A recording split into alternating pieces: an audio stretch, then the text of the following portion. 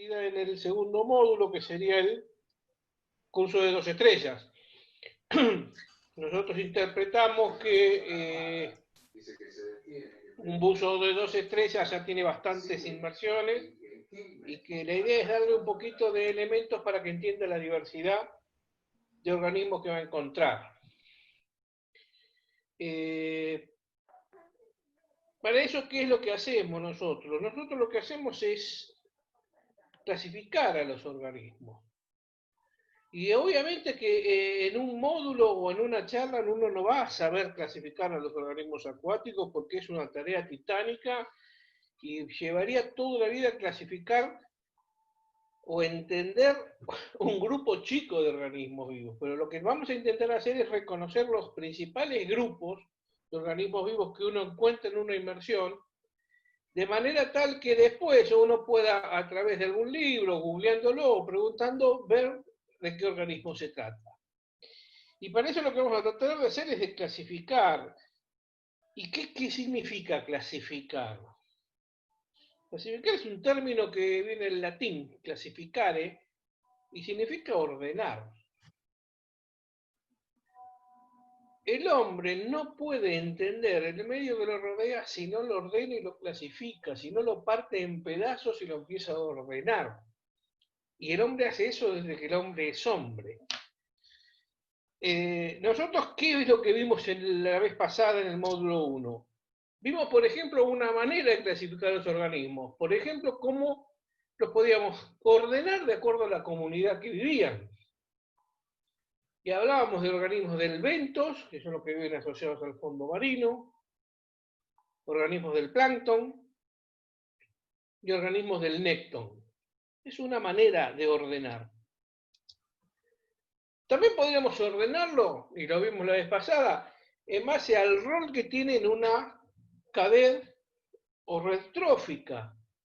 Y así separamos los organismos que son productores, los que producen su alimento, los que son consumidores, los que consumen a ese productor, y los consumidores a la vez los ordenamos si eran de primer grado, o sea, si comían fitoplancton, si eran de segundo grado, o sea, comían zooplancton, si eran de tercer grado, y etc. Y no estamos ni más ni menos que haciendo eso, estamos ordenando. Y también vimos la vez pasada cómo clasificábamos los organismos de acuerdo a su estrategia para obtener el alimento. Y vimos que había organismos productores, había organismos que eran predadores o carnívoros, había organismos que eran detritívoros, que comían detritos, filtradores, algunos se alimentaban del fango del fondo marino, alimentadores de depósito.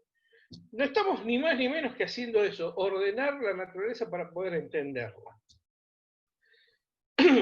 Entonces, hoy lo que vamos a tratar de ver es un poquito de la diversidad. Los grupos de organismos más comunes que vamos a encontrar. Vamos a hacer algunas salvedades en cuanto a algunas cositas particulares del agua dulce y agua marina, pero esto es válido para todos. Y digamos que la primera clasificación que usó el hombre fue una clasificación bastante intuitiva, ya cuando el hombre, me atrevería a decir, empezó a dominar el fuego, ya empezó a usar una clasificación de la vida. Seguramente la primera clasificación de la vida fue organizar a los organismos de acuerdo si eran comestibles o no, si eran venenosos o no, si eran peligrosos o no. Cuando dominó el fuego, empezó a separar posiblemente los organismos en aquellos que los podían comer crudos con respecto a aquellos que deberían ser cocinados para comer. Un tubérculo de una papa seguramente era algo incomible hasta que el fuego lo empezó a ser comestible. Ahora, ¿cuál es la diferencia entre una clasificación intuitiva que puede hacer cualquier persona y una clasificación biológica? La clasificación biológica, si bien las formas tienen alguna relación, en realidad los biólogos lo que hacemos es clasificar de acuerdo a ancestros en común. Partimos de una hipótesis más fuerte, que la vida ha evolucionado de forma simple a forma compleja, y cuanto más cercano está la separación entre una especie y otra, más emparentados están. Y eso también es intuitivo. Si yo les pregunto a ustedes que ordenen en 2 grupos una víbora, una vaca y un hombre, y si lo tienen que ordenar en 2 grupos van a poner la vaca y el hombre y van a separar a la víbora. Porque la vaca es un mamífero igual que nosotros, tiene pelo igual que nosotros. Y eso refleja un ancestro en común más cercano. Si ahora le agrego a este grupo una lombriz de tierra y le digo que ordenen en 2 grupos, y seguramente van a ordenar la vaca, el hombre y la víbora en un lado y van a poner la lombriz de tierra en el otro. Porque las vértebras, los huesos, instintivamente le van a decir a ustedes que lo ordenen juntos. El problema es que muchos organismos a veces no tienen formas parecidas, pero pertenecen a un mismo grupo, porque tienen un mismo ancestro en común. Y eso les puede dificultar un poquito. Entonces, lo que vamos a intentar hacer en la clase de hoy es tratar de ordenar esa diversidad, pero no para que ustedes lo aprendan, digamos, de memoria las cosas, sino decir, bueno, intuitivamente, ¿qué grupo puede pertenecer cada organismo que uno ve en una inmersión, o la mayoría, para después sí profundizar con un libro o algo en lo que es la especie. Tenemos que aclarar algunas cositas. No se enreden, no tiene sentido empezar a estudiar los nombres de las cosas, de los animales. Primero porque las cambiamos, los biólogos somos de cambiar todo cada rato. Segundo porque no tienen un sentido. Lo que tiene sentido es los grandes grupos, no la especie. Y la especie a lo mejor la pueden llegar a conocer a las más emblemáticas. Pero vale la pena nombrarlo. Cuando ustedes ven escrito un nombre de una especie, en realidad lo que están viendo son 2 nombres. Cada especie lleva 2 nombres que hacen referencia a alguna característica en particular. Por ejemplo, Homo sapiens es el hombre. Homo me está diciendo que pertenece al grupo de los homínidos que caminan en 2 piernas. Sapiens me está diciendo que es un organismo pensante. O sea, un mono que camina en 2 piernas pero que piensa. Sería más o menos lo que quiere decir ese nombre. Y fíjense, simplemente por curiosidad, la primera palabra va en mayúscula, la segunda va en minúscula y va todo en itálica o subrayado, o en cursiva y subrayado. Esa es la manera que tenemos nosotros. Bougainvillea formosa, ustedes no tienen por qué saber lo que es, pero es una medusa que se parece a la Santa Rita, se llama Bougainvillea, y formosa porque es muy linda, y hermosa. Pero esas son cosas que no nos interesan ahora. Pero sí vale la pena entender por qué nosotros ponemos estos nombres. Ahí puse yo para acordarme sobre gambas, mareas y focas. Si nosotros hablamos de los nombres comunes, no vamos a tener problemas cuando estamos hablando con nuestros pares, cuando estamos hablando de la misma región. Pero podremos tener problemas si empezamos a hablar con gente que vive en otra región. Por ejemplo, un buen par de gambas no es lo mismo acá que en España. Un buen par de gambas sería un buen par de camarones o langostinos en España. Para nosotros tiene una connotación totalmente distinta. A las medusas, nosotros las llamamos aguas vivas. Pero si yo digo a un español, cuidado que hay aguas vivas, no va a entender que lo pueden picar. Va a entender que hay marea fuerte. Porque para ellos las mareas son las aguas vivas. La foca es un término que viene de fólcido, y las focas son animales que se arrastran y que no pueden levantar los 2 miembros de adelante. Nosotros llamamos foca al lobo marino también, pero está mal. Si un animal marino puede hacer esto con las manos y levantar la pelotita de la mano, con la punta de la nariz, como hacen en un circo, no es una foca, en realidad es un lobo o un león marino. La foca sería el elefante marino, por ejemplo. Esos son los riesgos de los nombres vulgares o comunes, y por eso científicamente le damos nombres específicos. Ustedes no tienen por qué enredarse con esto. Bueno, vamos a la clase propiamente dicha. ¿Cuáles son los primeros organismos que podemos llegar a encontrar en una inmersión? Bueno, las algas. Las algas tienen distintas maneras de clasificarse, pero fundamentalmente las vamos a clasificar de acuerdo a una cosa que no vemos, por lo tanto ustedes no lo pueden hacer, que es de acuerdo a la sustancia de reserva, qué produce con la fotosíntesis. Y eso obviamente se necesitan análisis químicos. Pero el color sí, lo pueden ver a simple vista. Y los grandes grupos de algas que nosotros vemos en las inmersiones son tres. Hay más, pero nosotros vemos estos tres. Las algas verdes, las algas rojas y las algas pardas. Algas verdes, bueno, los que son de la zona de Patagonia las ven seguido. La ulva, la lechuga de mar, Puerto Madre está lleno en su parte menos profunda de algas verdes. Hay una que se llama dedo de muerto, que parecen 5 deditos ahí, verdes, muy, muy frágiles. Las algas rojas pueden ser sencillas y plumosas, como está acá abajo, o la de arriba, que es calcárea. Hay muchas en la zona intermareal, acá en Mar del Plata. Y el gran grupo, que es tal vez el más interesante por cuestiones de buceo, son las algas pardas, que están ahí a la izquierda y abajo, las algas pardas gigantes. Es el caso de los bosques de kelps o los bosques de cachiyuyo. ¿Por qué nos interesa en particular esto en el buceo? Porque forman esos bosques donde bucear es muy lindo, donde penetra la luz y hay un juego de luces y de sombras bastante interesantes. Además de ser algas que pueden llegar a tener muchos metros, 10, 15 metros, como tienen, si se fijan en la foto a la izquierda abajo, como unos flotadores. Entonces, se mantienen erguidas con esos flotadores, se sujetan en el fondo, pero se mantienen erguidas, y forman hábitat para un montón de peces e invertebrados. Lo que tenemos que tener en cuenta de las algas es que no son plantas propiamente dichas, plantas verdaderas, no tienen un tejido de conducción de savia, de alimentos, sino que son simplemente un agregado celular, no es más complejo que eso. Donde tenemos que tener un poquito más de cuidado, a lo mejor es en el ambiente limnóbico. En el ambiente limnóbico sí aparecen plantas como las que conocemos, plantas con tejidos vasculares, plantas con raíces, plantas con hojas. Las algas no tienen nada de eso, ni raíces, ni tallos, ni hojas.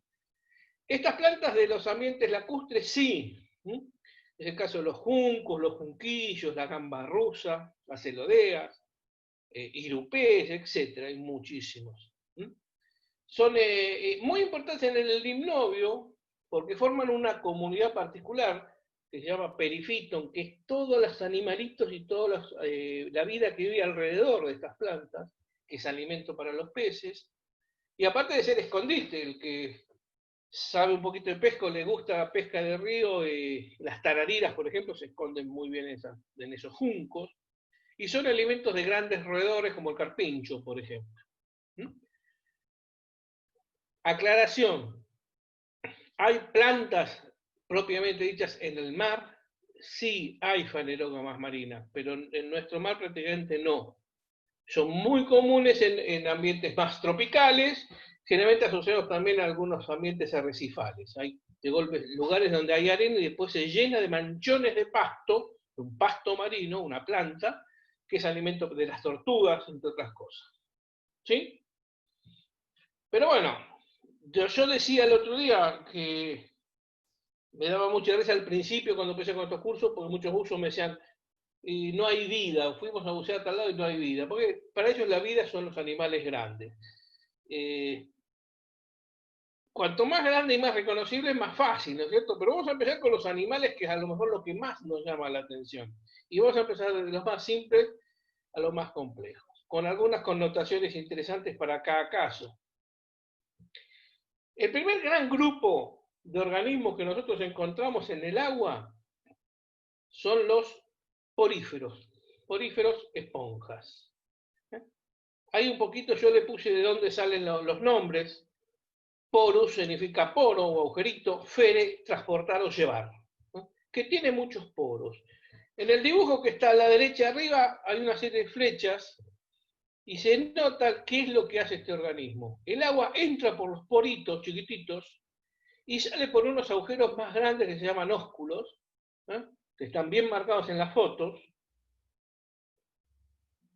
y en esa entrada y salida lo que hacen es filtrar el alimento. Lo vimos el otro día con los filtradores. Hay unas células con unos latiditos que capturan esa comida y se la pasa de célula a célula.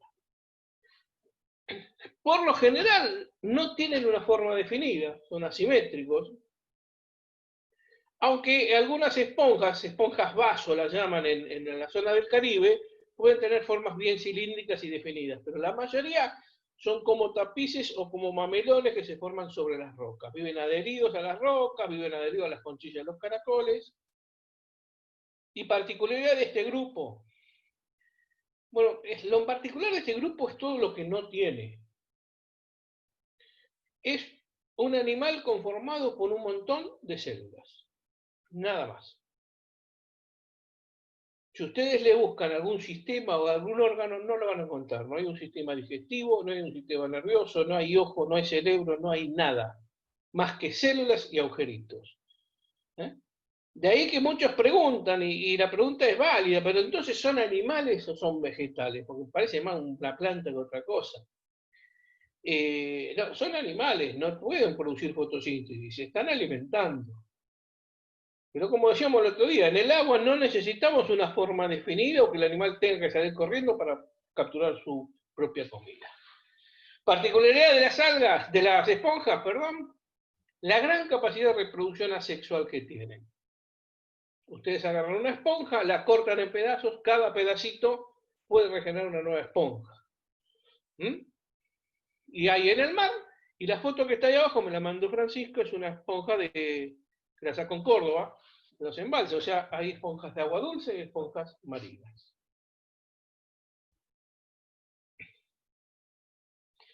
Acá tienen un caso que es bastante ejemplificado, bastante lo que decía al principio. Si ustedes ven esos tres organismos, intuitivamente no los van a ubicar en el mismo grupo. Fíjense, una cosa es esta estructura de la izquierda, parece un paraguas flotante, que es una medusa o un agua viva.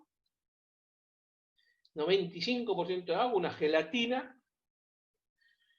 Abajo lo que tienen es una gorgona, es como un arbolito, muy pariente de los abanicos de mar, son los que llamamos corales blandos. Y a la derecha lo que tiene es una especie de flor, una anémona de mar. Decía, ¿y por qué uno agrupa estos organismos tan distintos en el mismo grupo? Nidario significa, nide significa ortiga. Ortiga es la planta esa que cuando lo tocan pica. Todos estos organismos tienen una cosa en común.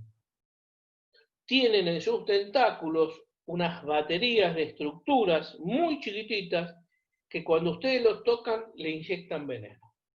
El jueves cuando vemos animales venenosos lo vamos a ver de nuevo. Si todos tienen esa estructura, quiere decir que todos tienen el mismo origen en común, se originaron juntos, por lo tanto son todos parientes, que después se diversificaron en formas. Todos tienen ese nide, de ahí viene el nombre, en sus tentáculos, que cuando ustedes lo tocan, se ancla, dispara un arpón e inyecta veneno. ¿Mm? Por excelencia, el grupo más venenoso serían las medusas. Los que tuvieron algún encuentro con alguna medusa o lo habrán visto en los canales en Discovery, son bastante venenosas. Sin embargo, cuidado, que hay algunas anémonas que pueden ser bastante venenosas para nosotros. Incluso el coral de fuego es un nidario que puede llegar a producir bastante problemas en el Caribe. Todos son nidarios, todos tienen esta estructura venenosa. ¿De acuerdo?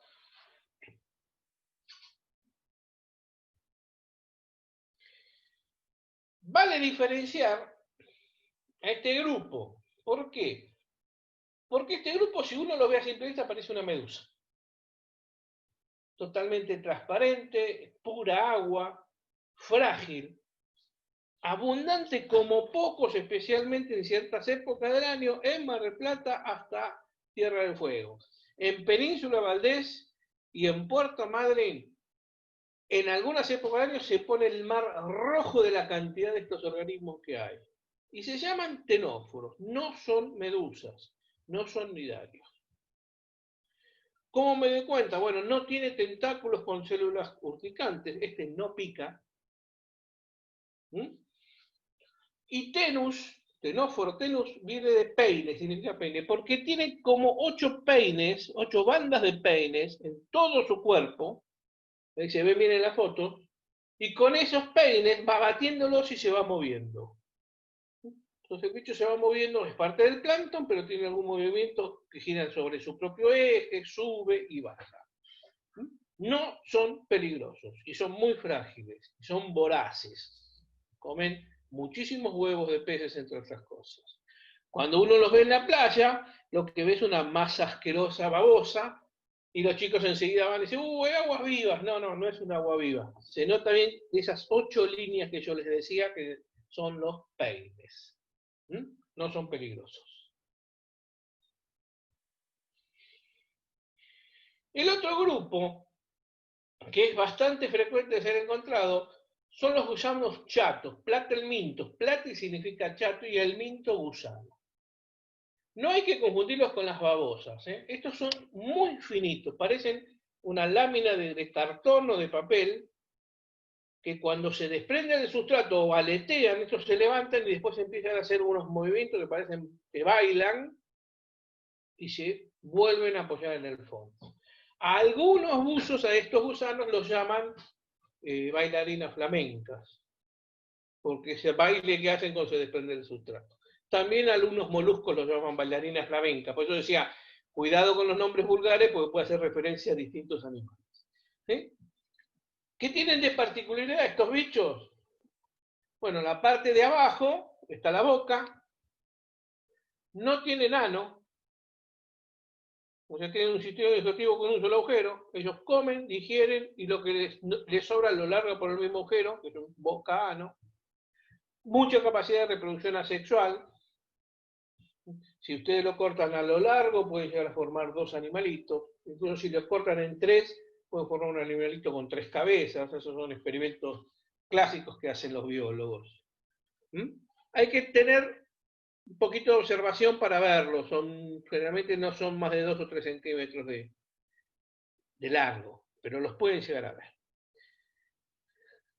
A medida que nosotros subimos, y digo subimos en términos simbólicos, en la escala evolutiva, o sea, cada vez pasamos de organismos más primitivos a más evolucionados, se nos hacen cada vez más familiares los animales. Y no es ya tan difícil reconocerlos. Acá tenemos un grupo que es bastante frecuente encontrarlos a simple vista en aguas del Caribe. En nuestras aguas hay muchísimos, muchísimos, pero generalmente viven abajo de las piedras o enterrados en la arena. Algunos hacen galerías. Se llaman anélidos. Anelus quiere decir anillos. Esto es muy fácil de entender. Una lombriz de tierra es un anélido. Si ustedes ven una lombriz de tierra, son todos anillitos, y es un anélido. En el agua también hay anélidos. Las 3 fotos de abajo, la de derecha y de abajo, son organismos marinos. Lo que puse aquí también es uno que es bastante emblemático en el agua dulce, especialmente en Córdoba, que son las sanguijuelas. Las sanguijuelas, fíjense, en la foto se nota muy bien como hay una serie de anillitos que dividen todo el cuerpo. Y tienen en la boca como una especie de ventosa, segregan, raspan la piel y segregan una sustancia que es anticoagulante para que cuando chupa la sangre no se le coagule y pueda seguir tomando, y de golpe son así chiquititos y se le puede inflar a tamaño bastante grande. Sobre cualquier peso, cualquier organismo que tenga sangre, sobre las piernas nuestras en algún charco en Córdoba, seguramente alguien tuvo alguna experiencia. Particulares de esta parte que se ha mencionado, bueno, son las lombrices de mar o las lombrices de río.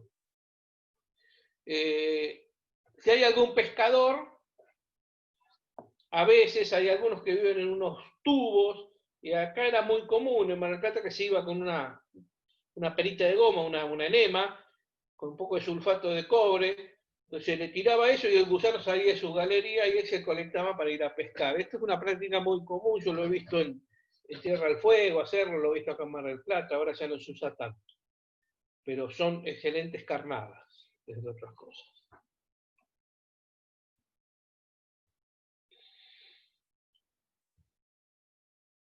Este es otro grupo que es bastante diverso, pero cuando vemos el por qué están agrupados como lo mismo, nos vamos a entender. Moluscos. Los moluscos, moli significa blando, cuerpo blando. Cuando yo tengo un organismo que no está segmentado y que tiene el cuerpo blando, estoy hablando de un molusco. La duda puede ocurrir que a veces los moluscos pueden tener un esqueleto externo de calcio formado por una sola pieza, como es el caso de los caracoles. Entonces, si ustedes ven un caracol caminar, el cuerpo, la lengua o el pie, como lo llamamos nosotros, es algo totalmente blando, de hecho se come. A veces esa valva, ese esqueleto está ausente totalmente, es el caso de las babosas. A veces tienen dos placas en vez de una sola, es el caso de los bivalvos, mejillones, almejas, tienen dos conchas en vez de una. Y el caso de los quitones, tienen 8. Acá arriba, a la derecha, yo le puse una foto de un quitón que tienen 8 valvas. O sea, o el cuerpo es desnudo o el cuerpo tiene valvas. 1, 2 o más, u 8. Si es blando y no tiene valvas, puede ser una babosa, están los dos ejemplos de abajo, y cuidado que también ese cuerpo blando lo puede transformar en tentáculos. Sería el caso de los pulpos y el caso de los calamares. ¿Sí? Todos organismos que nosotros vamos a encontrar en nuestras inmersiones. Las dos primeras fotos son de Córdoba, agua dulce, caracoles de agua dulce.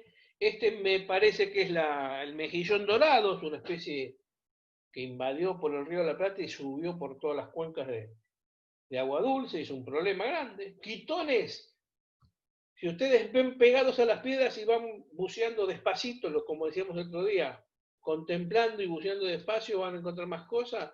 Quitones hay muchísimos, algunos pueden llegar a tener tamaño de hasta 10 centímetros. Y babosas, que también son parte de eso que yo les decía, las bailarinas flamencas. Son otro grupo, pero el nombre vulgar es el mismo.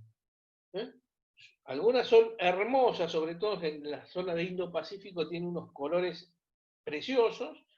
La que está abajo de todo es una de acá de Mar del Plata, es muy bonita. Y la que está a la izquierda abajo también es una babosa que ingresó hace muy poquito, es una invasora y es tóxica. ¿Qué es una babosa? Es un caracol pero sin la conchilla, sin la casa. Y generalmente tiene unos tentaculitos adelante, por eso también los llaman liebres de mar en algunos libros. Me parecen como conejitos o liebres de mar debido a esos dos antenitas que tiene adelante. Son grupos, dentro de todo, fáciles de identificar. Bueno, acá tenemos el rey de los grupos. ¿Por qué es el rey de los grupos? Porque es el grupo más diverso que existe en el planeta. El porcentaje más alto de animales que están sobre la faz de la Tierra son artrópodos. ¿Por qué? Artro significa articulación, podo, pie. O sea, pies articulados, cuerpo articulado. Forman como como esos caballeros medievales, una armadura, que estaban todos articulados, los brazos, pero ellos eran duros. Estamos hablando de eso. ¿Y por qué es el grupo más numeroso? Porque si bien estos son los que vamos a ver en el agua, los insectos pertenecen a este grupo. Ustedes agarren una hormiga, una abeja, una langosta, un saltamonte, un esqueleto duro, todo articulado. Esos son los artrópodos. ¿Qué tienen de particularidad los artrópodos? Todos. Que ellos empiezan a generar, a segregar sobre su cuerpo una sustancia que va se va mineralizando y formando esa armadura externa, es un esqueleto externo. Por eso son duros, imagínense un cangrejo. Claro, tienen un problema. Cuando crecen, esa armadura le queda chica. Por lo tanto, todos los artrópodos en algún momento empiezan a crecer, se parte esa armadura, sale, y les queda a ustedes, por ejemplo, un cangrejo muy blandito, y en el cabo de 48 horas empieza a mineralizarse ese cuerpo y se pone duro de nuevo. Hasta la próxima muda, hasta la próxima vez que crezca. En ese periodo es muy vulnerable, porque es el único periodo donde es blando y puede ser predado. La foto de abajo, no sé si la alcanzan a ver bien, es un cangrejo araña que se está sacando la armadura vieja y en ese momento quedó un cangrejo blandito que se mineraliza y se pone duro de nuevo. Esto lo hacen también los insectos. De hecho, muchos de los que están escuchando alguna vez pinchó un insecto en un telgopor, lo dejó y después lo que quedó es el esqueleto. Así se hacen las colecciones de los insectos, ¿no? Lo que están guardando es la armadura. ¿Qué tipo de crustáceos? Nosotros todos los que estamos viendo acá son artrópodos crustáceos. Vamos a ver. Bueno,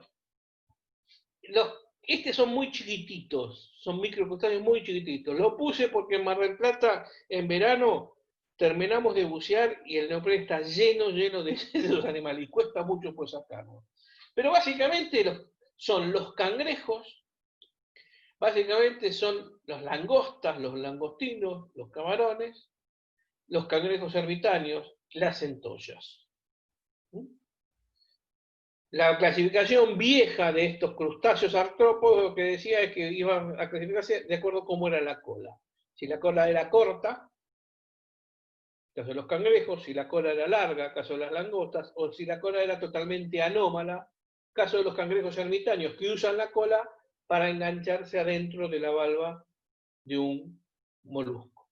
Pero esos ya son detalles que al que le interesa lo puede profundizar. La idea de esto es tener un pantallazo y después profundizar de acuerdo al interés de cada alumno y de acuerdo a la fauna que van a encontrar ustedes, ¿verdad? Ahí tienen el típico ejemplo de un caracol ermitaño, lo veíamos el otro día. Este tiene doble problema. Cuando crece, tiene que mudar, sacarse el esqueleto y formar uno nuevo. Y encima, cuando crece, tiene que buscar una valva muerta de otro caracol más grande. O sea, tiene un doble problema. Pero una vez que lo encontró, prácticamente no tiene predadores. Acá tenemos algún ejemplo de un crustáceo de Córdoba, una especie de cangrejito, también de cola anómala.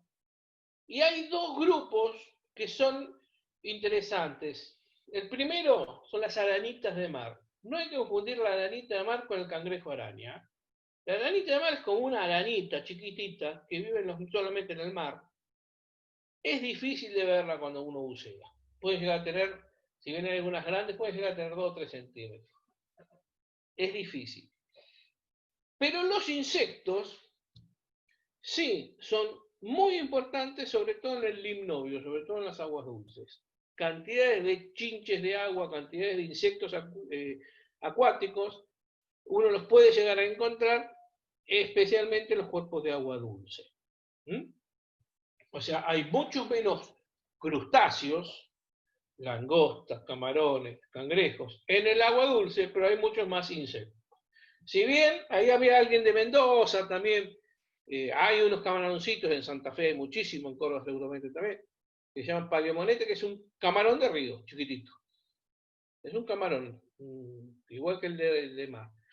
Y cangrejos no son exactamente iguales a los de mar, son más bien más anómalos, algunos pueden llegar a ser largos, con la cola un poco más larga, como una langostilla, pero prácticamente estamos hablando del mismo grupo y no vamos a tener mayor inconveniente en reconocerlo. Y para finalizar con los grupos menos conocidos, que son los invertebrados, tenemos el único grupo que es exclusivamente marino. No existe ningún representante de agua dulce. Todos los demás eran marinos y de agua dulce. o eran marinos con alguna excepción de agua dulce. Este no hay nada, ninguna excepción, todos son marinos. ¿Qué quiere decir equinodermo? Equinus, espina, derma, piel. Piel con espina. Si uno toca una estrella o toca un erizo, lo primero que se nota es la cantidad de verrugas o espinas o cosas duras que tiene. ¿Quiénes son los equinodermos? Bueno, las estrellas de mar, las estrellas sol, los erizos, los pepinos.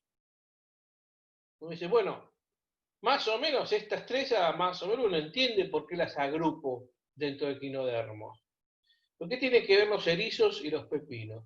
Estos organismos tienen la particularidad de tener el cuerpo dividido en 5.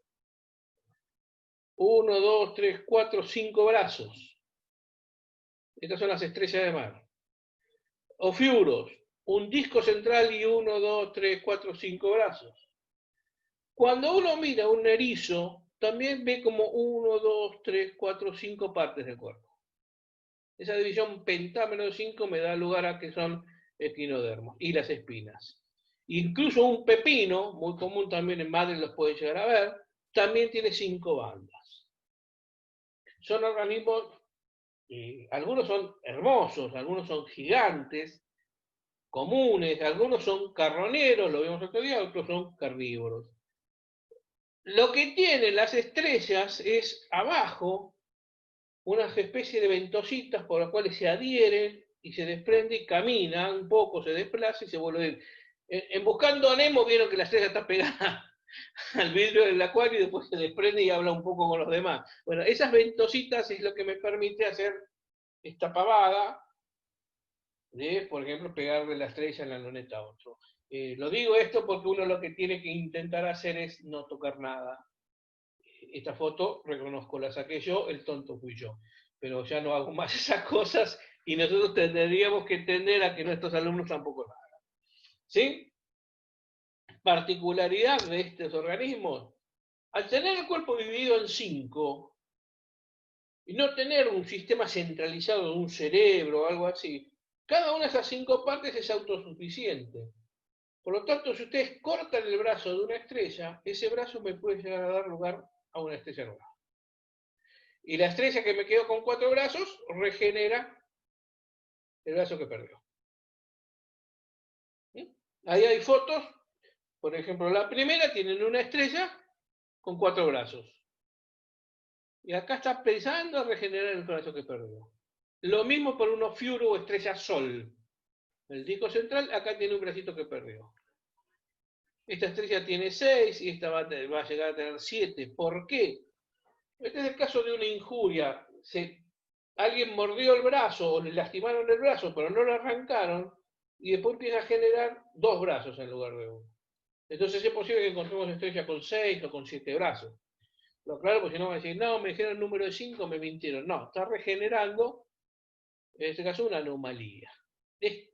La capacidad de reproducción asexual es lo que me marca una de las características más importantes de los equinodermos. ¿Sí? Acá hacemos una pequeña pausita para decir a qué los estoy llevando. Al final de la charla espero se entienda un poco mejor. No es interesante que ustedes estudien estos nombres ni que ustedes sepan de memoria cómo se agrupan los organismos. Eso déjenlos para los biólogos.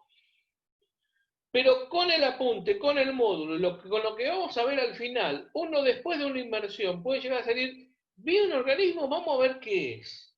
Ah, me parece que es de este grupo.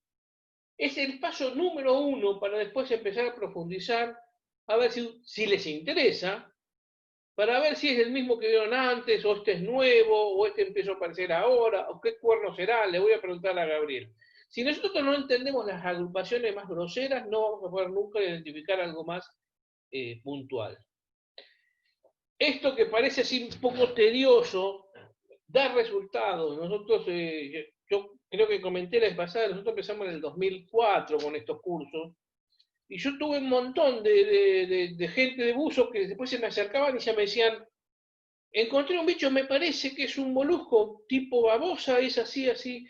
Porque lo peor que le puede pasar a uno que trabaja en este grupo es cuando la persona que quiere hablar con uno no tiene elementos. Por ejemplo, supongo que entre los oyentes debe haber alguien que entiende de mecánica, o tal vez hasta es mecánico. ¿Qué pasa si yo vengo y le digo, ¿cuál es esa piecita del motor, esa que es chiquitita y tiene unas cositas así que hace pip, pip, pip, pip? ¿Cuál es? Y el mecánico me mirá y me dice, este tipo, ¿de qué me está hablando? Bueno, eso a los biólogos nos ocurre constantemente. Che, ¿cuál es ese bichito que hace así, que tiene como unas cositas grandes así? Y no sé, qué sé yo, puede ser el payaso Plin Plin, no tengo idea de lo que me estás hablando. Con estos agrupamientos, yo tuve muchas experiencias buenas, que ya me venía a decir, me pareció ver algo parecido a, y descubrimos lo que estaban viendo, lo encontramos, lo buscamos en las fotos. Incluso, yo lo estoy usando mucho para mi trabajo con lo que es ciencia ciudadana, es decir, el aporte que hacen los buzos al trabajo que hacemos nosotros. Estas estrellas que ustedes están viendo acá, sobre todo la de arriba, yo les aseguro, y no les miento, que si ustedes hace 20 años se metían con los ojos cerrados en la cordillera norte y se apoyaban en el fondo, la probabilidad de sacar una de estas estrellas era altísima, porque había miles. Hoy en día prácticamente no hay. Nosotros pudimos hacer un trabajo, cómo fue mermando esta estrella, posiblemente por culpa de un nudibranquio que entró, porque los buzos empezaron a detectar cambios y empezaron a detectar un nuevo organismo que no habían visto. O sea, por más tedioso que parezca al principio, yo creo que es útil. Y al final vamos a tratar de ver una manera de verlo de una manera amigable. Bueno, obviamente, cuando empezamos a encontrar cosas que son conocidas, cuando empezamos a encontrar cosas que son parecidas a nosotros. Y esas cosas parecidas a nosotros son los vertebrados. Los vertebrados en realidad pertenecen a un grupo más grande que se llaman cordados. ¿Qué significa cordado? Cordado significa que tiene una varillita cartilaginosa acá atrás. Hay organismos que durante toda su vida tienen una varillita cartilaginosa acá atrás que lo mantiene firme y rígido. Difícilmente los vean porque están enterrados en la arena. Y hay organismos que cuando son pequeños, son estados larvales, tienen esa varillita acá y después la pierden. Y se transforman en unos gusanos medio raros, con dos sifones que se llaman papas. Estas las van a ver muchísimo cuando bucean. Sin embargo, a pesar de que parece más un gusano que otra cosa, está totalmente relacionado con nosotros. Porque tuvieron en algún momento de su vida una varillita cartilaginosa acá. Estos bichos la mantienen. Son cordados que durante toda su vida mantienen una varillita cartilaginosa en su cuerpo. Estos la pierden. Y algunos lo que hacen es la transforman en una columna vertebral. Y ahora entramos en el organismo que ya conocemos, los vertebrados. Los vertebrados son cordados, que transformaron esa varillita en una columna vertebral. Y por adentro de esa columna vertebral, ¿qué es lo que corre? El sistema nervioso, el principal sistema cordón nervioso que tenemos, la médula. ¿Sí? Y entramos en un grupo que es bastante sencillo de reconocer y vamos a entrar con algunas particularidades simplemente. La principal grupo, o a lo mejor el más emblemático, en el mar o en el río, van a ser los peces. Los peces los dividimos en dos grandes grupos, cartilaginosos y óseos. ¿Qué son los cartilaginosos? Son peces, ustedes saben que nuestro esqueleto al principio es todo cartilaginoso y después empieza a osificar, empieza a endurecerse, empieza a generar fosfato de calcio y empieza a poner duros los huesos. Salvo en algunas partes, por ejemplo el pabellón de la oreja, la punta de la nariz, que yo mantengo algo cartilaginoso. El resto del esqueleto es duro, es óseo. Bueno, los peces cartilaginosos se mantienen cartilaginosos toda su vida. Por eso un pez cartilaginoso dice, sí, son peces sin espina. En realidad es que no tienen huesos duros, tienen cartílago. ¿Quiénes son? Las rayas y los tiburones. Las rayas de tiburones son cartilaginosos. También el pez, la quimera o el pez elefante. Ahora, la gran mayoría de los peces, ¿qué es lo que hace? Ese cartílago lo endurecen y lo forman en huesos. Y por eso se llaman peces óseos. ¿Cuáles son? Todo lo demás. ¿Eh? Un mero, una corvina, un pejerrey, una vieja de agua, un bagre, un surubí, todos, excepto tiburones y rayas, son peces óseos. ¿Sí? No mucho más que hablar de eso. Cada uno en su lugar de buceo sabrá detectar y mostrarle a sus alumnos cuáles son los más emblemáticos. En Mar del Plata yo le mostraría a lo mejor turcos y besugos, en Córdoba a lo mejor mostraría muchas más viejas, en los esteros a lo mejor surubíes, pero estamos hablando de lo mismo, peces. ¿Qué vamos a decir de peces? Nada que el sentido común no nos permita saber. Tienen un cuerpo perfectamente adaptado al medio donde viven. Si el pez es comprimido, así, es un pez exactamente adaptado para la natación veloz. Si es deprimido, es un pez que se adapta más a pegarse al fondo. Ahí tienen el tiburón y ahí tienen la raya. Nada más. ¿Hay anfibios? En el mar no. Hasta donde yo sé, no podamos encontrar anfibios. Es muy posible que a lo mejor en algunos cuerpos de agua dulce ustedes pueden llegar a encontrar ranas, incluso algunos sapos particulares que pasan mucho tiempo en el agua, pero generalmente se dan en cuerpos de aguas poco profundas, generalmente no hay buena visibilidad, así que no sé cuán frecuente puede ser para ustedes encontrar un anfibio. Pero bueno, los conocen, sapos y ranas.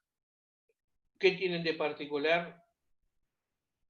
Nada, simplemente que la respiración es pulmonar, pueden soportar mucho tiempo bajo el agua, pueden salir, por eso los llaman anfibios, de tierra y de agua, pero van a tener que volver siempre al agua a reproducirse. Porque el primer estadio de la vida de una rana o de un sapo es un renacuajo que parece un pescadito. Después ese renacuajo empieza a reabsorber sus agallas, crece en las patitas y empieza a respirar por piel, por lengua y por unos pulmones bastante defectuosos que tiene. Reptiles. Bueno, reptiles marinos, serpientes marinas son muy venenosas, pero por suerte no las tenemos en nuestras aguas. Son serpientes que andan generalmente en el Indo-Pacífico. Que sea muy venenosa no quiere decir, lo vamos a ver el jueves, no quiere decir que sea muy peligrosa. Porque hay un jueguito en los organismos venenosos que se llama la morbidez, que es no solamente cuán venenoso es, sino también cuán frecuente o cuán posible es que ellos la encuentren. El encuentro de una serpiente marina es bastante poco frecuente. La boca abre muy poquito, esto que es muy difícil que lo muerda un buzo. No hay demasiados accidentes reportados con serpientes marinas. Y los pocos que hay es con chicos muy chiquitos que las juegan y que tienen las manitos más chiquitas y a lo mejor con un mordido. Lo que sí podemos encontrar en nuestras aguas, no muy frecuentemente, son tortugas. Las tortugas generalmente andan más en el cinturón tropical y subtropical, es donde desovan en ciertas islas, en ciertas plazas en particular, y puede llegar a incursionar en nuestras aguas, hasta Puerto Madre, pero es difícil de verla. Obviamente en agua dulce sí hay más tortugas, que incluso son un poquito distintas. Hay algunas tortugas de agua dulce que en vez de meter el cuello así, lo doblan y lo esconden adentro del caparazón. Particularidades, pero nada que nos pueda llegar a tener algún problema para reconocerlas. El otro gran grupo de las vertebrados obviamente son las aves. Y acá tenemos un gradiente también de cosas. Yo puse esas tres fotos arriba a propósito porque muestran un gradiente de cuán dependientes son del agua, en este caso del agua de mar. Una gaviota es un ave adaptada a la parte acuática, tiene los pies palmados, les llamamos nosotros, es decir, cuando los dedos del pie tienen membrana, entonces forma como una aleta, especialmente adaptado para la natación. Pero la gaviota es totalmente oportunista. O sea, si ustedes ven cuando entra un barco pesquero tirando el descarte de la pesca, está lleno de gaviotas. Pero cuando ustedes están con un tractor en el continente tirando maíz para cosechar, también está lleno de gaviotas. Y en un basural también está lleno de gaviotas. Es un organismo totalmente oportunista, adaptado al agua, sí, pero está adaptado a cualquier cosa. De hecho, es conocido el problema que tienen en Madrid con el basural y las gaviotas que después van y picotean sobre las ballenas, ¿no? En el medio, yo puse un ave que es marina por excelencia. Este es un petrel o un albatro. En el caso de esta foto es un albatro. Estos son marinos. La envergadura de un albatro es impresionante, puede llegar a tener 2,5 metros más de envergadura, parece una avioneta. Un albatro puede llegar a estar sin tocar tierra hasta 3 años. El tipo está en el agua, duerme en el agua, vuela, pesca, hace inmersiones bastante profundas, y a lo mejor a los 3 años va a ciertas partes continentales o a ciertas islas a encontrarse con su pareja, a poner los huevos, y cuando el pichón ya está grande y es suficiente, a lo mejor vuelve otra vez al mar y pasa 3, 4 años en el mar.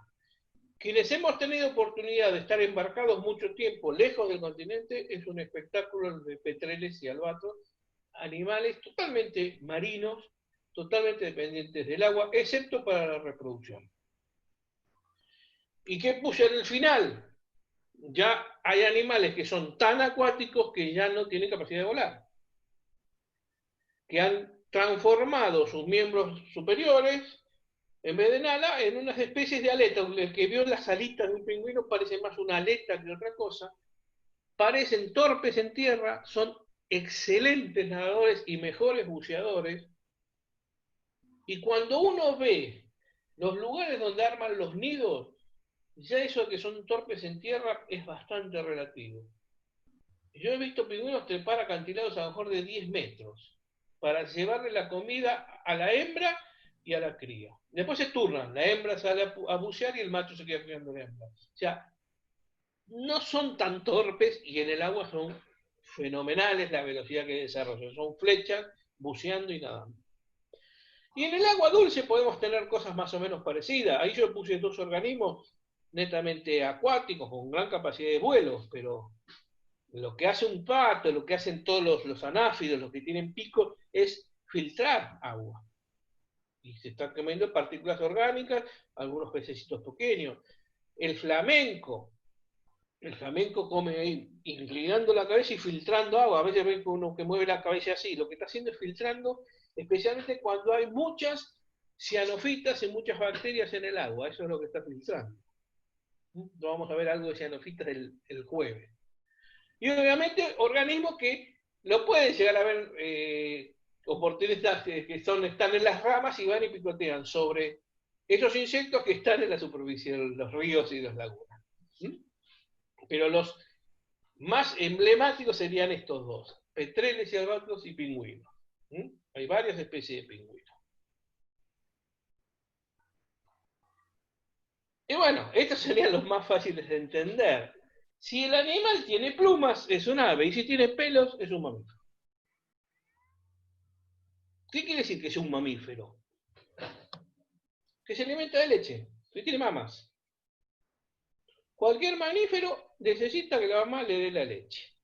¿Cuáles son los mamíferos en el mar? Bueno, a lo mejor yo puse el más emblemático nuestro porque es nuestro símbolo en Mar del Plata, que son los lobos marinos. Según la literatura, los ingleses los llaman leones marinos. Sería mejor porque por la cabellera parecería ser un león, ¿no es cierto? Alguna particularidad de los leones o lobos marinos que conforman harenes. Generalmente hay 5, 6 y hasta 7 hembras por cada macho. Hay unas peleas enormes cuando entran en celo por dominar ese harén de hembra. Los buceos que se hacen allí por Kraken, en el sur de Madrid, con lobos, lo que se le acercan a ustedes, si se fijan, son juveniles y hembras. Muy difícil que se acerque un macho. Muy difícil. En Mar del Plata, cuando se acercan y están en el puerto, es un macho. este lobo de un pelo es un macho, se acerca. ¿Y cómo estoy tan seguro? Porque en Mar del Plata no hay hembras. La colonia de lobos marinos de un pelo de Mar del Plata, esos que están en el puerto, son todos machos. Todos machos que o son juveniles y están esperando ir a pelear por una hembra al sur o a Cabo Polonio, al Uruguay, o son machos que ya perdieron, se cansaron y dijeron, bueno, sacrifico el sexo por la comida. Mucho esto se está pasando. No se rían, pero son todos machos, eso es lo interesante. ¿Qué encontramos en algunos cuerpos de agua dulce? El herbívoro más grande del mundo, la capibara o el carpincho. Nombres comunes, capibara o carpincho, en Brasil le llaman capibara. Si van a los esteros de verás, seguramente muchísimos, pero hay en cualquier cuerpo de agua. Nosotros acá en la laguna de los Padres, acá cerquita, tenemos carpincho. Lástima que no se puede bucear ahí, muy fea el agua, muy turbia, pero tenemos carpincho. ¿Por qué los separé? Porque estos son carnívoros. Ustedes ven los dientes de un lobo, son dientes que tienen unos filos terribles, son típico animal que caza un pez grande y se lo come. En cambio, este, ¿qué va a tener? Dos dientes grandes acá adelante. Son roedores. ¿Qué come la capibara o el carpincho? Vegetales, especialmente esos juncos que mencionabas al principio. Bueno, ¿por qué le estoy dando tanto hincapié a este detalle? Porque hay otro mamífero marino que es bastante común en la zona de Entre Ríos y en los esteros posiblemente también, en el Brasil, es de agua dulce que es la nutria. La nutria marina, ustedes la habrán visto en algún documental, es esa nutria que vive en California, que se acuesta panza arriba, se pone un erizo, un equinodermo en la panza y con una piedra golpea y se lo come. Es un carnívoro. La nutria es un carnívoro. El problema que en Argentina estamos llamando nutria a esto. Esto es un coipo. Esto seguramente lo vamos a encontrar en las aguas dulces nuestras. Y es un roedor. Lo llamamos nutria, pero en realidad es la falsa nutria. La nutria verdadera es un carnívoro. Y está emparentado con un bisón, con esos tipos de animales. Es un carnívoro. Perdón. En cambio, la nutria que vemos en nuestros ríos y que es muy común es un herbívoro. La falsa nutriocoipo es un herbívoro. Y está más emparentado a un castor. Por lo tanto, el lobito de río es prácticamente como un lobito de mar, con una colita un poquito más larga, pero es un carnívoro. Y lo que llamamos nutria es una falsa nutria o un coipo y es un herbívoro. Este es muy común que lo encontremos, este es más difícil encontrarlo, pero hay en Argentina. ¿Sí? En Chile hay muchísimo. Los otros mamíferos, a lo mejor los más emblemáticos. ¿El carpincho cómo es que se llamaba? ¿Carpincho qué? ¿Qué le llamaban? Capibara. Capibara. Capibara lo llaman en Brasil. Y los otros son los cetáceos. ¿Qué significa cetáceo? Hay muchos clubes de buceo que llaman cetáceos. Cetáceos significa que tienen la cola así. Un pez tiene la cola de esa manera y nada así. Un cetáceo tiene la cola así y es la típica cola de la ballena. Son mamíferos. Las orcas, los delfines, también son cetáceos. La gran diferencia en que orcas y delfines no son ballenas, porque no filtran. El término ballena hace referencia a las barbas, que lo explicamos el otro día, que toman agua, escupen el agua y le queda todo el plancton acá adentro, pues con la lengua se lo mete para adentro. La mal llamada ballena, orca, no es una ballena porque tiene dientes y es un carnívoro. Está más emparentado con un delfín que con una ballena. Y obviamente, horrible llamarlo ballena asesina, ¿no? Porque no es ni ballena ni asesina. Lo que está haciendo es comer cazar lo que necesita para vivir, nada más. ¿Sí? Van a encontrar esto en cualquier inmersión en Argentina, con diferentes delfines, más cercano a la zona de San Clemente, es muy común encontrar una franciscana, que es un delfín de pico más largo, más cercano a la zona de Comodoro, la que llaman Antonino Vera, que es un delfín blanco y negro, y en la zona de Mar del Plata el delfín común, que es un delfín que tiene como un piquito negro acá y la pancita blanca, o la tonina propiamente dicha, que es Flipper, el delfín nariz de botella. ¿Sí? Son todos mamíferos.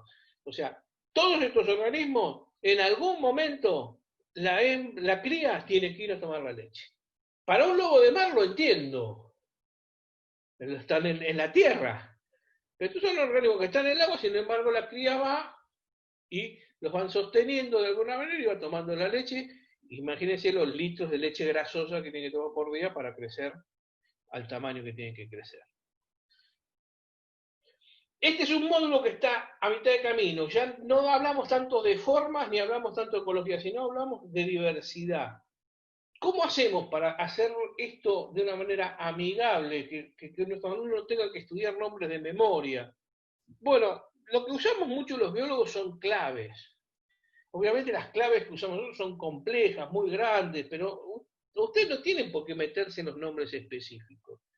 Simplemente con una clave de este tipo que está en el módulo, uno podría jugar con una foto, y decir, bueno, a ver, yo te muestro una foto y vos me tenés que decir de qué grupo es. Y evitamos tener que memorizar cosas que a lo mejor a algunos les puede fascinar la biología y a algunos les puede apenas gustar. No gustar difícilmente que alguien sea abuso y no le guste la biología. Pero algunos tendrán un interés de ver cosas y algunos quieren profundizar. Bueno, eso déjenlo libremente a ellos, pero esta es la mínima. Las claves están armadas de manera de que con un sí o un no yo avanzo hasta llegar a determinar de qué grupo es el animal. Si no logro hacerlo, es porque es de un grupo que no está metido en esta clave. Pero son esos grupos minúsculos que rara vez van a encontrar. Pasado eso, bueno, lo veremos. Pero imagínense ustedes que tienen un animal que es así. A simple vista no sé qué cuerno es. Y empezamos. Bueno, el cuerpo está cubierto con poros, ¿sí o no? Si es sí, es una esponja. Si es no, paso a dos. ¿El organismo vive en la columna de agua? Evidentemente no. ¿Tiene aspectos gelatinosos sin tentáculos? ¿Con bandas a lo largo del cuerpo? No. Entonces voy a 3. ¿Vive en la columna de agua? No. Entonces voy a 4. Tiene numerosos tentáculos intrincantes en la parte superior. Puede ser solitario o puede ser colonial, en forma de flor. Serían las anémonas, los corales. No, esto no es. Voy a 5. Cuerpo generalmente con 5 brazos y en forma de estrella. Obviamente que no. Cuerpo en forma de esfera con numerosas púas en la superficie. Obviamente que no. Y así seguimos. Cuerpo blando. Usualmente con una, 2 o más valvas o conchillas externas. O sin valvas. Moluscos. Podría ser. Y si digo no, me voy a un cuerpo con un esqueleto duro. No, no es. Entonces es un molusco. Ahí dice, con valvas, con una valva, con dos valvas, con valvas reducidas, babosas o librecitas de mar. Esta es una babosa o una libre de mar. ¿Qué babosa? ¿Cómo se llama esta babosa? No tengo la menor idea. No soy especialista en babosas. Pero no vamos a formar biólogos marinos. Vamos a formar buzos que tengan un poquito más de percepción de lo que están viendo. O sea, yo cuando empecé a hacer esto, le logré cerrar la vuelta. Porque siempre me dicen, hacemos preguntas de biología para que los chicos vean los módulos. ¿Qué le vas a preguntar? ¿Qué es un equinodermo? No tiene por qué saberlo. Ahora, ¿qué pasa si le mostramos una foto de una estrella y le hacemos que nos diga a qué grupo pertenece? Se entretienen un rato, logran ubicarlo, y el día de mañana, cuando empiezan a bucear, pueden llegar a ubicarlos en ciertos grupos y nos facilita después el trabajo a nosotros de una determinación más específica. Ese sería el objetivo. La pregunta y discusión que siempre tenemos en Mar del Plata, ¿es necesario incluir en un examen de un alumno que va a hacer uso 1, 2, 3 estrellas, pregunta de los módulos de biología? Y yo los dejo a su elección. Si yo fuera el instructor, que no lo soy, yo no las incluiría. Me parece que la biología es más un complemento. Me parece que es mucho más importante que me sepa las leyes físicas, porque lo puede llegar a la muerte del hecho de violarla, que a lo mejor esto. Esto es un complemento. Ahora, si van a tomar alguna pregunta, que sean de tipo jugar un rato con los animales y no memorizar algo que se lo van a olvidar al otro día. Bueno, esto más o menos sería lo que desarrollábamos en el módulo de 2 estrellas, es lo más entretenido en foto, lo más álgido para explicar. Quedaría la parte 3, que es para 3 estrellas, entendiendo que el buzo de 3 estrellas es un buzo que ya va a tener cierto manejo de grupo, que ya puede llegar a ser responsable de algún grupo cuando se mete al agua. Por lo tanto, el módulo de 3 estrellas es cuido y me cuido. No solamente cuido a mis compañeros, cuido al ambiente y me cuido de lo que el ambiente me puede hacer a mí. El módulo 3 estrellas está desarrollado para ciertos aspectos de la ecología, de los cuidados al ambiente, de los organismos venenosos y de la protección que puede llegar a haber sobre el ambiente. Porque es un buzo que ya tiene que estar atento a su grupo de que no ande haciendo macanas en el agua. Y eso es lo que vamos a hacer el jueves como último encuentro. Bueno, lo que dije el otro día, acá con este mail, si les interesa el libro, lo piden. Nosotros a partir de mañana ya vamos a estar viendo ese mail. Al que pida el libro directamente pone: me gustaría recibir el libro de biología. Eso solo pone y nosotros ya lo incluimos en una lista y le mandamos un link donde lo pueden descargar de forma gratuita. Y muchos de los temas que vimos hoy están ahí, o sea que no van a tener problema para complementar lo que hicimos hoy y estamos a disposición para cualquier pregunta, ¿eh? Así que bueno, muchas gracias. Si hay alguna pregunta, Muy bueno, Gaby. encantado. Muy bueno, Gaby, lo tuyo. Acá todos te están felicitando. Bueno, después lees vos los chats, en todo caso, para ver los agradecimientos que tenés. Fernando de Mendoza preguntaba sobre si había alguna bibliografía que vos conozcas, bibliografía sobre el Pacífico Sur, porque ellos dicen que están cerca de Chile y van a bucear frecuentemente. Si vos tenés algo para recomendarle. Sí, lo anoto. Lo anoto. Hay una guía de identificación de especies marinas chilena que es muy buena. ¿Vos tenés el mail oficial ya, Gaby, de la No. FAS? Bueno, ahí después, Santiago, ¿vos lo tenés hecho el mail de Gaby después, Santi? No sé si me escuchó, Santi. No está pedido. Nico Ciarlo creo que me pasaba mañana o el viernes la lista. Bueno, así todo este tipo de preguntas o consultas pueden hacerlas directamente a la Comisión de Biología. A la Comisión de Biología. Sí. Directamente, cuando ustedes entren en la página de la Federación, van a encontrar ahí que dice la consulta para qué es, y figura el Comité Científico o Comisión de Biología, y ahí ustedes pueden pedir, solicitar y todos, y a Gaby le va a ir llegando la información para este tipo de cosas. Igual esta ya la anotaste. Carlos Grau, ¿algún manual de reconocimiento de fauna y flora para recomendar? Qué amplio que es eso. Lo mismo. Si es de Argentina, bueno, el librito este que te estoy diciendo, hay un libro que se llama Entre Mareas, que es la fauna de Mar del Plata, pero la fauna entre mareas nomás, pero tiene bastante. Y los chicos del sur han hecho un libro de peces de arrecifes. Después los voy a conseguir bien los títulos y todo. Hay unos chicos de la Comisión de Biología que hicieron un libro de peces de arrecife de acá de Madrid, que está muy bueno también. Bueno. No hay mucho nivel de divulgación, ¿eh? No hay mucho. Gabriel, una cosa que me parece muy importante. Acá lo pongo el libro de Madrid. Si lo ven. ¿Sabés qué? Los otros días, de la semana pasada, vos pusiste Proyecto Bioda. Creo que no era con L. Y si lo tomaron... Tenés razón, está mal escrito. Lo voy a escribir en el chat. Entonces, este es el que está bien, porque yo dije, con razón no te ha llegado el mail. No es Biodal, es Bioda. Ah, este está mal. La L está de mal. Ah, bien, menos mal entonces. Bueno, eso por escribir apurado. Bueno, Gaby, y después si podés por ahí, vemos cómo organizamos para que nos des una mano para hacer algo de agua dulce. Sí, cada día vamos a tratar de incorporar más cosas, pero sobre todo estamos buscando gente que nos pueda llegar a dar alguna charla de... Algo más de agua dulce. Ese mismo cangrejito que mostraste en la foto de Córdoba, yo lo vi en el Pozo de las Ánimas también, en Mendoza. Sí. Es lo único que encontré, en el Pozo de las Ánimas, lo único que encontré fueron esos cangrejitos. No vi ni peces, probablemente alguna fauna más pequeña haya. Capaz, ¿vos, Fer, buceaste ahí en el Pozo de las Ánimas? No, yo buceé en el Ligüil. Y he visto también algunos de esos cangrejitos y he visto los camaroncitos. El problema son bastante comunes ahí.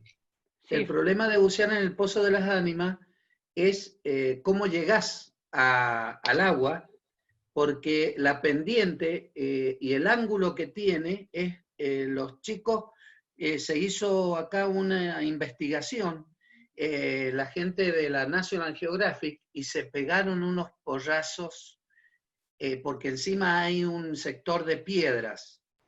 Bueno, y en el Niwil, en Agua del Toro es más fría el agua, en Los Reyunos, en Potrerillos ahora, vemos cangrejitos, sí se ven. Sí, son cangrejos atípicos. La cola no es típica de un cangrejo verdadero. Son todos decápodos, o sea, 10 patas, 5 de lado. Todos decápodos. Pero sí, son bastante distintos a los típicos de cangrejo. Pero bueno, vamos a ir avanzando cada vez más, un poquito más, incorporando diversidad de fauna. Lo importante es que conceptualmente esto es para la fauna acuática, para los organismos acuáticos, no solamente la fauna. Por supuesto, cada instructor después le va a tener que dar su toque, su vuelta de rosca, o incluso invitar a alguno que a lo mejor esté trabajando en algún tema que le interese. Como decía Francisco el otro día, lo repetimos, esta es la base. O sea, es como los manuales ver las leyes físicas, esta es la base. Después uno puede profundizar tanto como quiere y tanto como los alumnos tengan ganas de profundizar, pero la base tiene que ser la misma. Bueno, esto es lo mínimo que consideramos que, bueno, para que tengan una idea de lo que van a ver y lo que tienen que hacer en el agua con respecto a la vida. Después, de todos modos, Gaby, sí. vos sabés que, por lo menos mi visión como instructor de buceo, ¿no? Y que trabajo acá en el interior, en aguas internas, ¿no? El alumno nuevo por ahí tiene una idea, o la gente en general, el vulgo tiene la idea de que en los lagos no hay nada, en los diques menos todavía, que es puro barro, y creo que el tema de incorporar estos módulos de biología, lo que hace también es abrirle un poco la cabeza a la gente que no tiene idea o que nunca ha buceado, porque sus primeras experiencias van a ser totalmente diferentes si sabe qué puede esperar, ¿no? Por un lado, le sacas un poco de esa tensión de pensar que va a bucear en un charco de barro, porque no siempre es así. Si ven, hay épocas en que tiene menos visibilidad, pero no siempre es así. Y lo otro, para que sepan que si buscan, la vida está. Lo que pasa es que lo que cuesta es aprender a verla.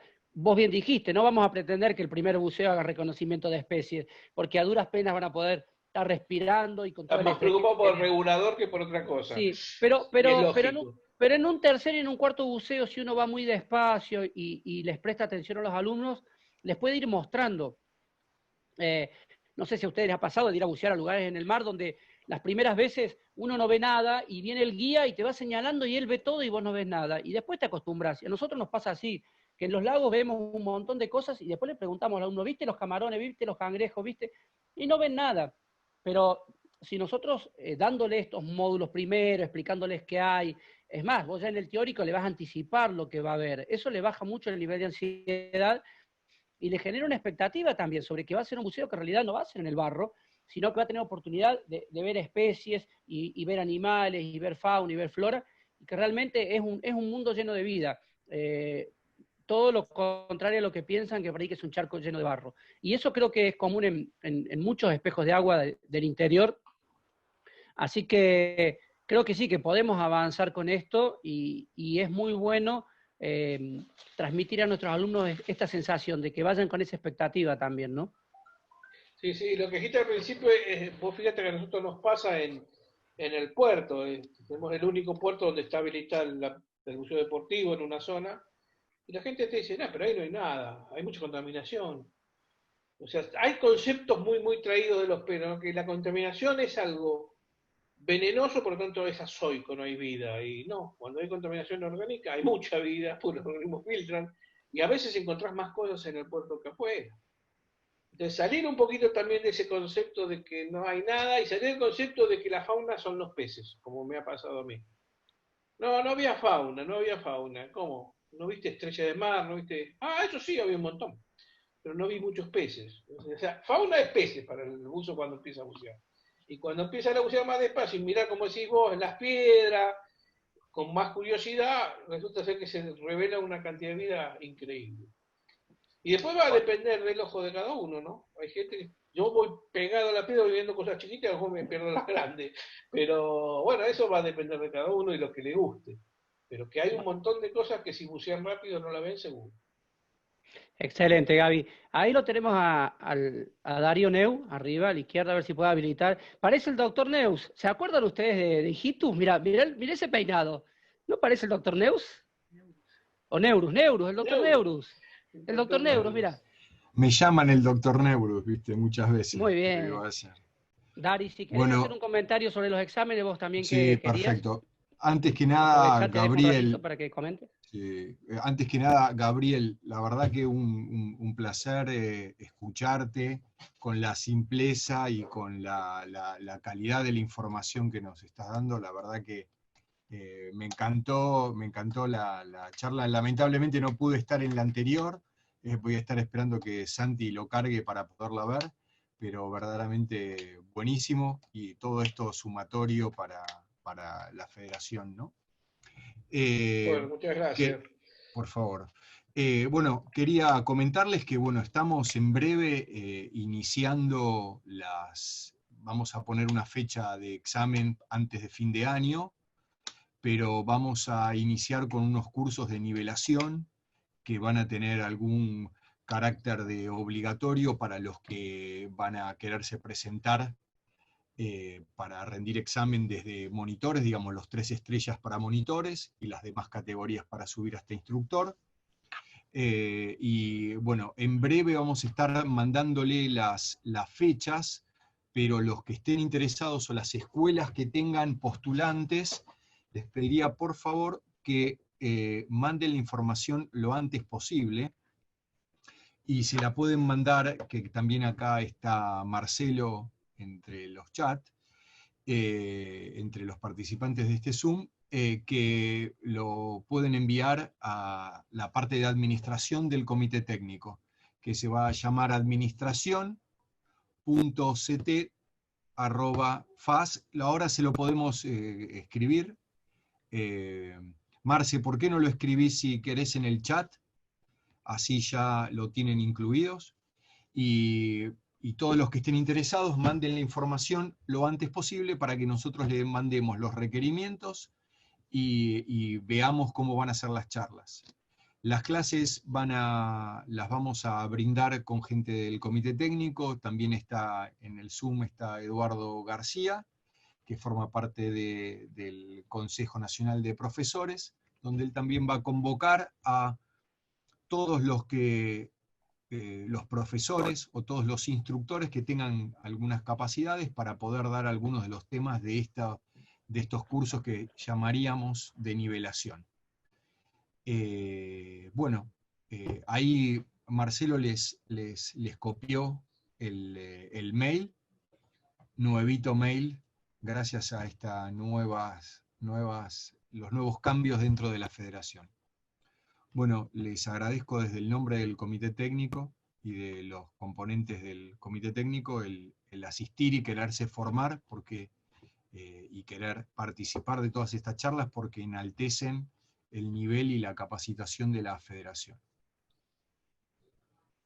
Buenas noches, bueno, Dari, de mi parte y nada más. Dari, muchas gracias. Muchas gracias. ¿Algo más, Gaby?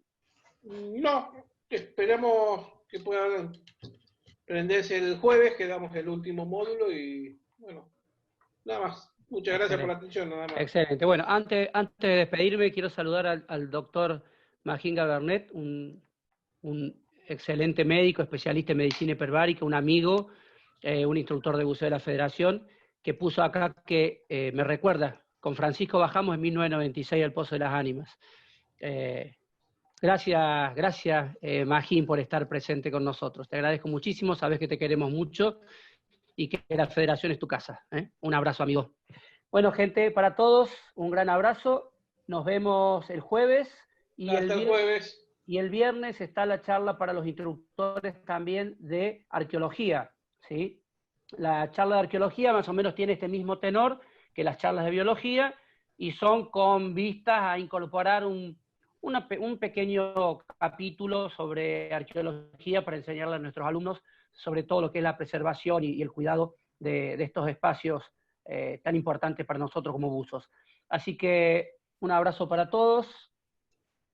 A ver si hay alguna cosa que quedó más. Creo que no hay ningún otro mensaje. Bueno, nos estamos viendo. Ahí está Nico Ciarlo también. Nico, ¿querés decir algo vos con el tema de arqueología? ¿Alguna cosita antes de cerrar? Bueno, buenas noches. No, nada más. Simplemente lo que dijiste. Va a ser una charla introductoria que de algún modo va a servir de preámbulo para lo que va a ser luego la capacitación de los módulos de arqueología. No va a ser en sí una capacitación como la que está brindando en este momento Gabriel, sino que simplemente es invitar a una persona que tiene una trayectoria muy amplia, un colega y amigo de hace muchos años, para que les hable de la metodología de trabajo bajo el agua y de cómo el buceo se puede integrar con el trabajo arqueológico. Entonces simplemente es eso, están todos invitados. Bueno, hasta el jueves. Muchas gracias. Hasta el jueves. Muchas gracias a todos. Hasta el jueves. Hasta el jueves. Chao, chao. Chao. Buenas noches.